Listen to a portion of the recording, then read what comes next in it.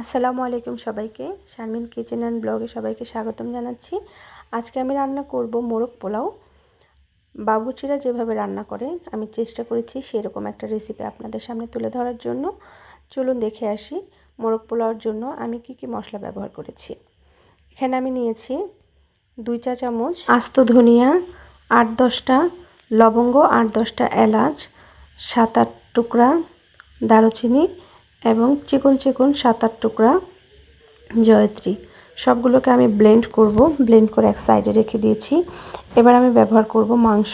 এই যে দেখতে পাচ্ছেন মুরগি, এখানে আমি প্রায় 3 কেজির মতো মুরগি ব্যবহার করছি। 2 টেবিল চামচ দিয়েছি সয়া সস এবং শুকনো মরিচের গুঁড়া ব্যবহার করছি 2 চা চামচ। এবার আমি দিয়ে দিব এখানে পরিমাণ মতো লবণ এবং আদা। সবগুলো একসাথে দিয়ে আমি এগুলোকে মাখিয়ে এক সাইডে রেখে দিব। কিছু পেঁয়াজ বেরেস্তা করে নিচ্ছি। এবার যেখানে পেঁয়াজ বেরেস্তা করেছিলাম ওই তেলের মধ্যে আমি মাংসগুলোকে ভেজে তুলে রাখবো। দেখতে পাচ্ছেন এই যেরকম লাল করে আমি মাংসগুলোকে ভেজে রাখবো। সবগুলো মাংস আমি এরকম করে ভেজে নিয়েছি। এই যে সবগুলো মাংস এখানে আমি তুলে নিয়েছি। এবার দেখতে পাচ্ছেন আমি এখানে যে মাংস ভাজার তেলটা ওখানে ব্যবহার করছি, সেখানে আমি দিয়ে দিয়েছি 2 কাপের মতো পেঁয়াজ বাটা দিয়ে আমি আধা কাপের মতো এখানে দিয়ে দিব আদা বাটা। এবার আমি 4-5টা তেজপাতা দিয়ে দিয়েছি। তারপর এখানে আমি ব্যবহার করব কিছু আস্ত কাঁচামরিচ। ঝাল যে পরিমাণ খেতে চান সেরকম করে ব্যবহার করবেন আপনারা। এখানে দিয়েছি আমি 1 কাপের মতো বাদাম বাটাতে দিয়ে আমি ভালো করে কষিয়ে নিচ্ছি। এবার আমি এখানে দিয়ে দিয়েছি 1 কাপের মতো আগে থেকে করে রাখা পেঁয়াজ বেরেস্তা। তারপর এখানে আমি 1 কাপের মতো ঘন দুধ দিয়ে দিয়েছি। সবগুলো মশলাকে একসাথে করে আমি কষিয়ে নেব। কষিয়ে নিয়ে এবার আমি এখানে আমার যে ব্লেন্ড করে রাখা মশলাটা ওখান থেকে আমি 3 টেবিল চামচের মতো মশলা আমি এখানে ব্যবহার করছি। এবার আমি দিয়ে দিয়েছি পরিমাণ মতো লবণ এবং 2 টেবিল চামচ চিনি। টেস্টটা ব্যালেন্স করার জন্য চিনিটা ব্যবহার করছি। এবার আমি এখানে মাংসগুলো দিয়ে ভালোভাবে কষায় নেব। ভালোভাবে কষানো হয়ে গেলে দেখতে পাচ্ছেন এই যে তেল উঠে এসছে। অবশ্যই আমি এই কষানোটাতে পানি ব্যবহার করিনি, একদম অল্প আঁচে আমি এই মাংসগুলোকে কষিয়ে নিয়েছি। এবার আমি কিছু কালো এবং সাদা কিশমিশ দিয়ে দিয়েছি।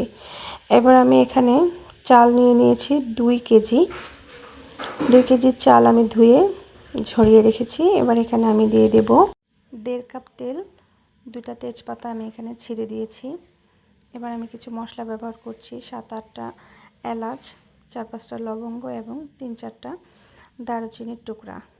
এগুলোকে আমি একটু ভেজে নিয়েছি। তারপর দিয়ে দিয়েছি আমি এখানে 1/2 কাপের মতো পেঁয়াজ এবং 3 টেবিল চামচ আদা বাটা দেব এবং সব কিছু আমি ভালো করে ভেজে নিচ্ছি। এবার আমি ঝরিয়ে রাখা চালগুলো দিয়ে ভালোভাবে চালটাকে একটু ভেজে নিচ্ছি। তারপর আমি এখানে পানি দিয়ে দেব।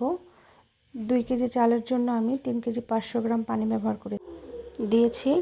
এবার দেখতে পাচ্ছেন এই যে পানিটা শুকিয়ে গেছে। তারপর আমি এখানে চালগুলো একসাথে করে তারপর আমি এখানে দিয়ে দেব কিছু কাঁচামরিচ বেরেস্তা এবং গোলাপ জল। তারপর আমি দিয়ে দেব ঘি। সব কিছু একসাথে করে আমি দিয়ে দেওয়ার পর এরপর আমি এর উপরে মাংসটা দিয়ে আমি এটা দমে দেব। দেখতে পাচ্ছেন মাংসটার মধ্যে যথেষ্ট পরিমাণ গ্রেভিনেস আছে। এবার আমি এখানে এটাকে আমি দমে দিব। দেখেন আধা ঘন্টা পর আমি এটার ঢাকনাটা খুলে নিয়েছি। মাশাআল্লাহ মাংসগুলো একদম সফট হয়ে গিয়েছে এবং চালটাও মাশাআল্লাহ অনেক সুন্দর একদম ঝরঝরে হয়েছে এবং জুসিনেস আছে আমার মাংসটার মধ্যে। দেখতে পাচ্ছেন এই যে হয়ে গিয়েছে আমার মোরগ পোলাও, অথেন্টিক মোরগ পোলাও যেটা বাবুর্চিরা রান্না করে। আমি চেষ্টা করেছি ওই সব মশলা দিয়েই ওইভাবে করেই রান্না করতে। ব্যাস আমি এই যে কিছু ছবি তুলে নিয়েছি, শেয়ার করলাম আপনাদের সাথে। আল্লাহ হাফেজ।